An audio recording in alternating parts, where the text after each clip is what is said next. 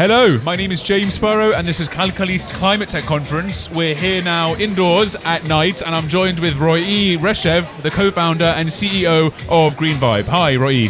Hi, good evening. Good evening. Thank you for taking the time. With pleasure, yeah. I'd like to know a bit more about what GreenVibe does, please. It says you take concrete data and you turn it into solid action. What does that mean?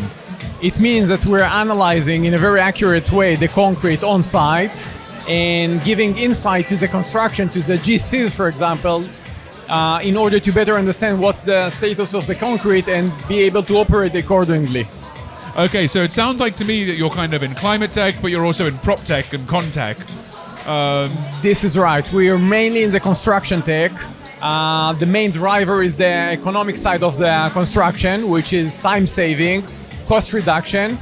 But there is a great benefit of having a better data in order to optimize the construction, which is kind of a side effect, but it's a huge one of climate tech. Yeah, no, that sounds great, because what I want to know is how a company like yours can really help fight the climate crisis. So how does it work in terms of when you scale it up? What's it going to look like? How's it going to save the world?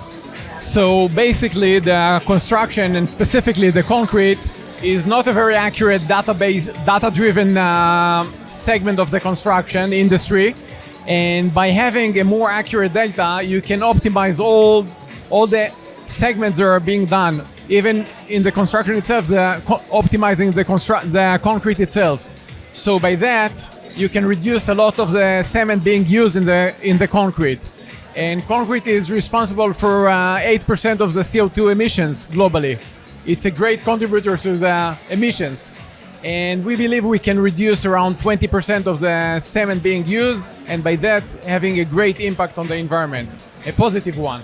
Wow, you just don't think of things like that, like how concrete could make such an impact on the environment like that. It's just not something that everyday people think about, I guess. Yeah, this is simply because the segment, the industry is so big, and it's lack of data. So if you can think about it, if you look around you, you'll see all kinds of high-rise buildings, and it's all based on concrete. So yeah, it's a huge industry. Yeah, and to think that cows were getting all the bad PR all of those years with the CO2 emissions. Is concrete going to get replaced? Are people going to find new materials to build buildings with and build infrastructure with? No, I believe that concrete is in the foundations of construction, so it will be for almost forever.